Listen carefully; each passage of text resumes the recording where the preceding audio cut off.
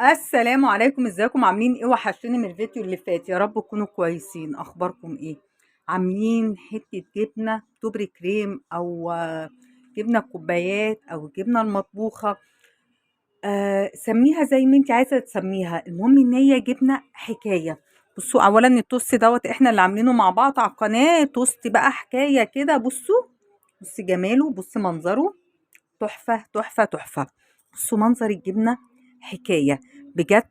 لا تحفة يعني. بصي الجبنة، بصي ناعمة ازاي، بصي خطيرة بجد، حلوة جدا. مش حاطين فيها مواد حافظة، مش حاطين فيها حاجة تضرنا. عارفين ايه كل مكون احنا حاطينه، عارفين فايدة كل حاجة احنا حاطينها. حاطين حاجات مفيدة لعيالنا ومغذية، وحاجة مضمونة هياكلوها وانت مطمنة هما بياكلوا ايه، مش قلقانة من الحاجات اللي احنا بنسمعها ومن الحاجات اللي احنا بنشوفها. حاولوا، احنا ما بنقطعش باب رزق حد، بس لو في اي حاجة انت تعرفي تعمليها او تحاولي تعمليها، جربي كده واعمليها، وربنا يحسن ما بين ايدينا وما بين ايديكم، وتكون احلى من بتاع بره، وربنا يرزق كمان بتوع بره. طب مش عايزين نتكلم كتير، عايزين ندخل على الفيديو ونتفرج عليه لاخره. ان عجبنا الفيديو لايك وشير وسبسكرايب. باي. نسمي كده حبايبي، نقول بسم الله وعلى بركة الله. ما تتخطيش من المكونات، كلها حاجات بسيطة، ما تقلقيش. معايا لتر حليب، ده لتر كامل هفضيه هنا. بصوا حبايبي، ده حليب من عند اللبان كامل الدسم، مش المعلب. عايزه تستخدمي المعلب براحتك، بس دوت هيديكي نتيجه احسن واحلى بكتير. معانا ايه؟ معايا معلقتين صغيرين 30 جرام نشا، ومعايا 3 معالق كبار يعادلوا 60 جرام دقيق. ما تقلقيش، مش هتستطعمي طعم الدقيق ولا اي حاجه. خلاص. معايا هنا دي المعلقة اللي أنا استخدمتها. معايا معلقة صغيرة ملح، ومعايا معلقة صغيرة سكر. ليه حاطة السكر؟ عشان احنا لما بنشتري الجبنة من بره بيبقى فيها تسكيرة كده. عايزة 4 مكعبات أو أكتر براحتك، في حاجات كده لو زودتيها مش هتبوظ الوصفة، بالعكس هتديني طعم أحلى. في جبنة نستو هناخد 4 مكعبات. عايزه تزودي اكتر حطي، مفيش اي مشكله. والنوع اللي انت بتحبيه، يعني النوع اللي انت بتحبيه والنوع اللي انت بتفضليه هو دوت اللي حطيه. بصوا حبايبي، معايا 3 معالق كبار حليب بودر. صدقيني كل اضافه هتزود معاكي الطعم وهتزود معاكي الحلاوه اكتر. يعني هتقولي لا انا بحط حاجات كتير، حاجات مكلفه. ده 4 معالق خلي العادي جدا. صدقيني هتاخدي طعم جبنة. شوفي اغلى طعم جبنة كوبايات، وهو ده الطعم اللي انت هتاخديه ان شاء الله.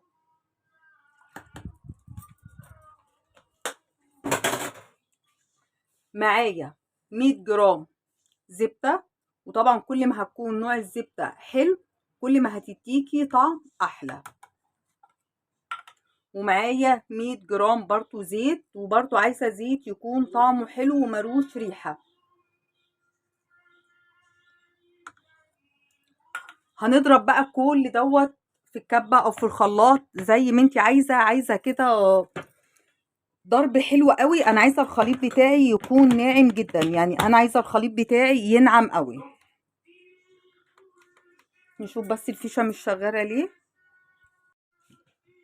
بصوا حبايبي، بعد ما ضربنا الخليط بتاعنا كويس جدا هصفيه بس احتياطيا في مصفى، على وعسى يكون في اي تكتلات او في اي حاجه. انا عايزه الجبنه بتاعتي تكون ناعمه جدا جدا جدا زي اللي بنشتريها من بره. بس خدي كل الخليط عشان ممكن تكون في زبده على الجدار او اي حاجه، خديلي الخليط كله. بصوا يا حبايبي، الخليط بتاعنا ما شاء الله ناعم جدا، هما بس فرافيت كده مش فارقين قوي معايا. هاخد بقى الخليط ده كله كده ونيجي على النار. بصوا يا حبايبي، بقى اهم حاجه ايدك ما تتشالش من على النار. يعني احنا هنحط الخليط بتاعنا ده كله كده على النار، ايدك ما تتشالش من على النار عشان انا مش عايزه ان شاء الله اي تكتلات فيه خالص. دلوقتي احنا بنسوي الدقيق وبنسوي النشا، فمش هتستطعميه نهائي. طبعا احنا حطينا الخل ليه؟ الخل دوت عشان اللبن بتاعنا يقطع وتبقى جبنة. فايدة النشا وفايدة الدقيق ايه؟ انت لو حطيتي على اللبن خل هتلاقيه قطع وفصل، هيطلع معاكي شرش وهيطلع معاكي جبنة. فانت هتاخدي ربع كمية اللبن، هي دي اللي هتعمليها جبنة. لكن احنا لما حطينا النشا والدقيق استفدنا حتى من الشرش دوت. اولا هو مفيد جدا واستفدنا بيه. عايزة بقى ايه؟ تقريب مستمر. بصوا يا حبايبي، ايديكي فيها على طول عشان ما تكتلش معاكي. بصوا انا هديت النار شويه عشان انا عايزه اسوي الدقيق والنشا بتاعي، بس مش عايزه حاجه معايا تتلسع. بقلب كده ومن وقت للتاني بالسباتولا او معنا لما عشان ابقى متاكده ان الخليط بتاعي، بصوا هي عامله ازاي ما شاء الله، عشان اتاكد ان الخليط بتاعي كله متجانس مع بعضه. في تكايه بقى، بصوا يا حبايبي، احنا وش اللبن بنحتفظ بيه، القشطه بتاعت وش اللبن بنحتفظ بيها. المفروض ان انا كنت اطلعها من قبليها بشويه. بصوا هي دي قطعه القشطه، حوالي ربع كوبايه او نص كوبايه. لو سادت معانا مش مشكله، المفروض ان انا كنت اطلعها من قبليها عشان تفك معايا، بس ما فيش مشكله، هتفك معانا دلوقتي من السخونيه. بصي الخليط بتاعنا، بصوا ملموم ازاي، يا بصي شكل الخليط عامل ازاي. مجرد ما هتحطي القشطه هتحسي ان هي فكت معاكي شويه، مفيش اي مشكله خالص، هترجع تلم تاني معاكي وهتبقى ما شاء الله عليها. المهم بس التقليب عشان مفيش حاجه تتحرق مننا. بصوا عامله ازاي ما شاء الله، حلوه جدا جدا جدا. هفضل بقى مستمره كده في التقليب لغايه ما القشطه بتاعتي تسيح ولغايه ما تستوي معايا. طب انا ما عنديش قشطه ومش عايزه احط قشطه، خلاص هحط الجبنه. طب انا عايزه احط جبنه وعايزه احط قشطه، احط الاتنين. على فكره كل ما هتزودي حاجه هتدي معانا طعم. يعني انا دلوقتي لو زودت القشطه هتديني طعم اللي هي الجبنه اللي احنا بنجيبها اللي هي بطعم القشطه. زودتي في الجبنه المثلثات، احنا بنحط ليه الجبنه المثلثات؟ عشان اخد منها الطعم وكمان اخد منها كل المواد اللي محطوطة في الجبنة مش موجودة عندي، احنا مش حاطين لها اي مادة حافظة. فانا دلوقتي جبت نوع غالي من الجبنة وحطيته، هيديكي طعم الجبنة اللي انت حطيتيه. حطيتي جبنة رخيصة هيديكي نفس الطعم. حطيتي مثلث اتنين، بصوا القشطة بتاعت الدودوب، حطيتي واحد اتنين تلاتة. في حاجات كده لو زودناها مش هتأثر في الوصفة، يعني مش هتبوظها، ولو قللناها برضو مش هتبوظها، لكن هتدينا الطعم الحلو. هفضل بقى مستمرة كده في التقليب، وبرضو انا مهدية النار عشان ما تتلساش مننا. انا مش عايزة افصل عشان عايزة اوريك القوام شكله هيبقى عامل ازاي. بصوا شايفة ما شاء الله تبارك الله، انت متخيلة الكمية ديت قد ايه؟ بصوا الطعم بقى مش قادرة اقولك عامل ازاي.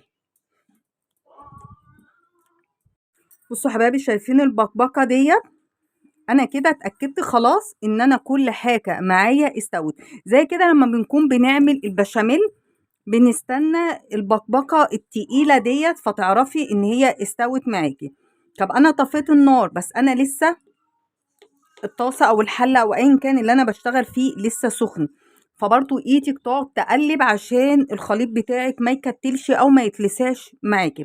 طب انا بعد ما خلصت حاسه ان هو الخليط بتاعي شايفاه مش حلو، فيه كتل، فيه اي حاجه، مفيش اي مشكله معانا خالص. هتاخديه ترجعي فيه في شفشق الخلاط او الكبه بس لما يبرد معاكي شويه عشان الاجهزه بتاعتك مع السخونيه ما تبصي، او بالهاند برينتر كده وتديله طربه. لكن هو بصوا معانا عامل ازاي عشان ما شلتش ايدي من عليه خالص، يعني طول ما انا واقفه ما شلتش ايدي من عليه. هو مش هياخد معاكي دقيقتين تلاتة، حتى لو 5 دقايق، معلش استحملي بس شوية دول وهيطلع معاكي النتيجة حلوة جدا جدا. بصوا حضري بقى الكوبايات او علبة، او شوفي انت حابة تحطيه في ايه، دي مش مشكلة. بصوا انا عمالة اقلب فيه عشان مش عايزاه يكتل معايا او يتلسع معايا. بصوا حبايبي، انا صبرت بس مقدار اني اغسل بس الحاجات اللي موجودة معايا تكون هديت شوية، عشان لما احطها في اي كوباية او في علبة او في اي حاجة ما تعرقش معانا. بسم الله. بصوا انا عايزة اوريكم، بصوا الجبنة نازلة عاملة ازاي، ما شاء الله تبارك الله، حلوة جدا. هفضيها بقى وارجع لكم عشان تقلت على ايدي. بصوا حبايبي، مفيش اي حاجة ولا لازقة معانا ولا اي حاجة. خطوة بقى مهمة جدا قبل ما ادخلها التلاجة، قبل ما احط الغطا. بصوا ليه بعمل الخطوة ديت، عشان انا مش عايزاها تعمل معايا وش. تعالوا طب قبل ما نعمل ده كده، تعالوا بس الاول نشوف على الميزان هي هتطلع معانا قد ايه. بسم الله. بصوا طالعه معانا 1240 جرام، يعني كيلو وداخله على وربع. هنقول كيلو و200 جرام. قوليلي بقى لو هتشتريها من بره هتكون بكام. دي تعمل لنا من الكوبايات حوالي 6-7 كوبايات. بس قبل ما تدخلوا التلاجة، اهم حاجة تدخليها التلاجة مش اقل من ليلة كاملة. انا لو مستعجلة ببقى مستعجلة وبوريكم شكلها عامل ازاي عشان التصوير، لكن انتي مش مستعجلة فحطيها في التلاجة، اعمليها بالليل واستخدميها الصبح. هدخلها التلاجة كام ساعة كده ونرجع مع بعض نشوف عاملة ازاي. متفقين، انا ما سبتهاش ازيد من نص كيلو، يعني حطيت الغدا وكده. اسفة، نص ساعة مش نص كيلو، نص ساعة. خلاص طبعا انت هتقعديها هكون ما شاء الله احلى. بصوا ما لزقتش في الكيس، بس ما خلتليش الوش بتاعي شكله مش حلو. بصوا اللمعة اللي فيها، انا مش عارفة اوصلها لكم. بصوا اللمعة، بصوا عاملة ازاي، ما شاء الله حلوة جدا جدا. عايزة اوريكم حاجة.